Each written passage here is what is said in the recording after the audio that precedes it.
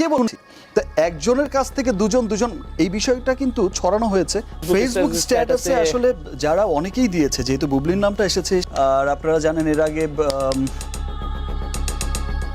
অবশেষে সকল নীরবতা ভেঙে বুবলির কন্যা সন্তান ইস্যুতে মুখ খুললেন মেগাস্টার শাকিব খান। তিনি বলেন, আপনারা প্লিজ বিশ্বাস করুন, বুবলির এই সন্তানটি অবৈধ, না হলে আমি কেন আমার মেয়েকে স্বীকৃতি দিব না।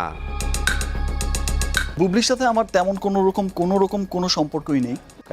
যেহেতু হয়ে গেছে, আসলে প্ল্যান করে তো আর বেবি হয় না, বেবিটা হয়ে গেছে। ওকে, আল্লাহরই চাওয়া ছিল, আল্লাহরই দান ছিল, হয়ে গেছে। শাকিব খান আরো বলেন, বুবলি কেন যে আরেকজনের সন্তান পেটে নিল আমি বুঝলাম না। সে একজন শিক্ষিত মেয়ে, অবৈধ সম্পর্ক থেকে বাচ্চা পেটে আসতেই পারে, তাই বলে সেই বাচ্চা আমার বই চালিয়ে দিবে। যেটা রিয়েল প্রশ্ন, আপনার মা কি করেছে? বুবলি একটা ভালো ব্যাকগ্রাউন্ড থেকে এসেছে, ঢাকা ইউনিভার্সিটিতে পড়াশোনা করছে। সাংবাদিকদের উপর ক্ষিপ্ত হলেন মেগাস্টার একটা শাকিব educated খান। মেয়ে, একটা রেগে একটা গিয়ে ভালো family তিনি থেকে বলেন, এসেছে। সাংবাদিকরা বুবলিকে কেন তার মেয়ের আসল বাবা সম্পর্কে জিজ্ঞেস করে না।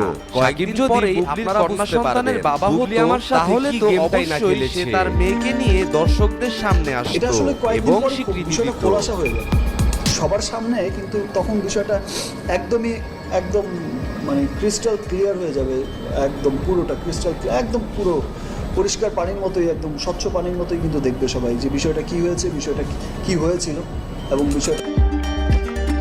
শাকিব খান আরো জানায়, ক্যারিয়ারের শুরু থেকেই বুবলি আমার সাফল্য সহ্য করতে পারতো না, আমাকে বিভিন্নভাবে সে নামিয়ে রাখার চেষ্টা করত, এখনো সেই কাজটাই করে যাচ্ছে। নিজের ঘরের বউয়ের পেটে আরেকজনের সন্তান, এই একটা বিষয়ই আমার ক্যারিয়ার ধ্বংস করার জন্য যথেষ্ট। জাপানি সিল্কের কাপল সেট মাত্র 999 টাকায়, শাড়ি